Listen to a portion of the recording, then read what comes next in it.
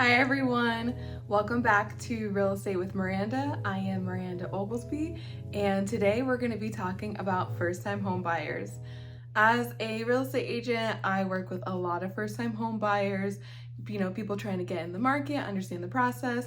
So I thought I would do just a quick segment on some of the top questions I get from first-time home buyers, and hopefully it helps you in your journey. So the top 3 questions I get would be, number 1, how do I get started?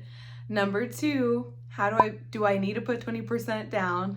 And number 3, how can I afford a home in this market? These are all common questions I think all of us have thought about one way or another, especially if we're thinking about buying a home.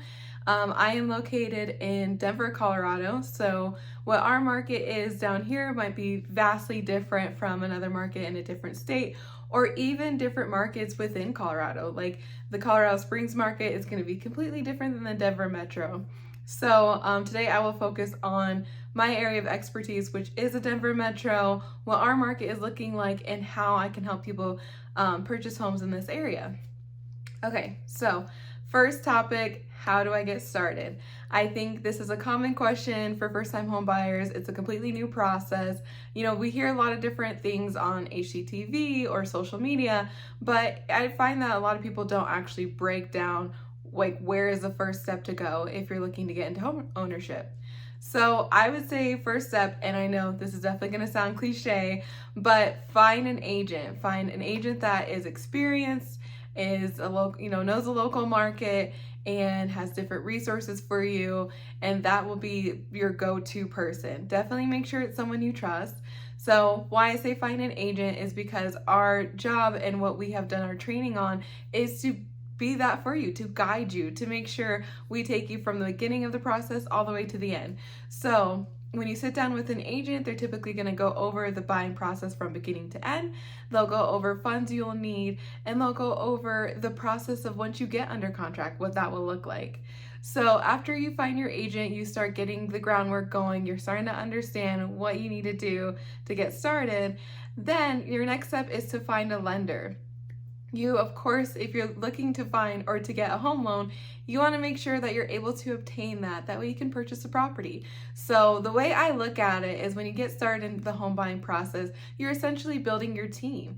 You're going to get your agent to help you find the home, your lender to help fund it, and then you'll have your other people along the way, such as an inspector to make sure the home is in good condition, or an appraiser to make sure that it's actually worth the value that the seller's asking. So these are just the first steps of building your team. So next, the lender, lender is super important. They're going to go over all of your information. So they're going to look at your credit report, credit score, income, assets, debt, all the things to make sure that you are in a good position to get the home loan and can afford it. And it's not going to, make it difficult to make the payment. So they want to make sure that you're secure in it, that you feel good and comfortable. So after your lender goes through all of that with you, they will then issue what's called a pre-approval letter. This is saying that they have gone through all of your information, it looks good, and they will give you an amount that you can afford and that you can get a loan for. Once you have that, you're ready to begin. That's where the real fun process comes in. I will start you on a property search, show you what's in the area.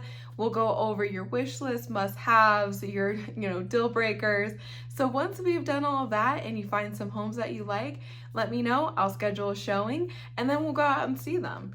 And then once you find the one, you're like, it's perfect, I picture myself here. At that point, we start writing the offer, present it to the seller, and if they agree, we go under contract. So I will do a quick overview of what happens once you're under contract, and then in future videos, I'll go more in depth. But once you're under contract, the first few steps are going to be inspection. Like I was saying earlier, you want to make sure the home is in good condition. There are no hidden surprises, so you don't get into the home and end up paying thousands to make repairs. Next, you're going to keep communicating with your lender to make sure you get them all the documents necessary to finalize your loan. You're also going to get what's called an appraisal. This will be ordered by the lender. This is just a third-party company that comes out and they're going to make sure, they're going to take a look at the overall home and make sure that the value of the home matches what the seller is asking or what you've offered to pay for it. So after you've gone through all of that, you will get to the closing table. sign the documents to close on the home, and then you get the keys and you get to move in. So that's a super simple version of the buying process. But of course, once you want to get started, we'll sit down and go way more in depth in it. All right, so next question I get very often is, do I have to put 20% down?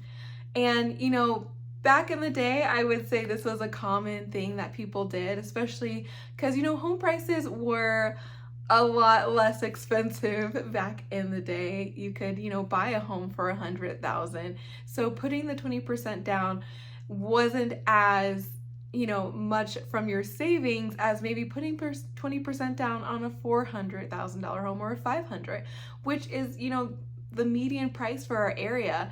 And if you're looking in Denver or Littleton, like some of these outside areas, the median home price could be even higher. So you don't have to put 20% down, especially as a first-time home buyer.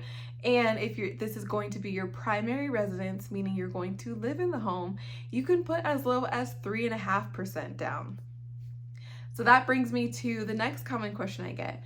How can I afford a home in this market? Well, the good news is that our market is starting to shift. I will say that Denver does have pocket markets, so I don't want to say every market is shifting. There are definitely some areas in Denver still that are competitive, especially depending on the home and the price range.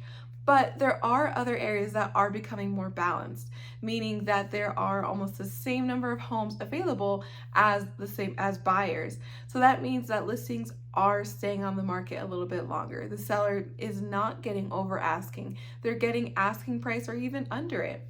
So some things that I've done to help clients get into homes is, the home that is sitting on the market a little bit longer, or maybe the seller is motivated and wants to sell the home quickly, we're asking for closing costs, or we're asking for help with their down payment. So this can be a huge advantage for a first-time home buyer that's having to come up with a lot of cash for that down payment. So with, the seller helping out, you don't have to come with as much money up front at the table. And on top of that, as a first-time home buyer, there are a lot of programs available for you. There's down payment assistance. There's programs such as if you live in a more rural area, you can do as little as no money down. Or if you are a veteran, you can get a VA loan, which is also no money down. So there's definitely different ways that myself and the lender that I partner with can help you get into a home without having to put as much cash up front. So if you'd like to hear more about that, please reach out. And if you like this video, please like and subscribe and leave a comment down below. Thank you so much, and I hope you guys all have a great day. Bye.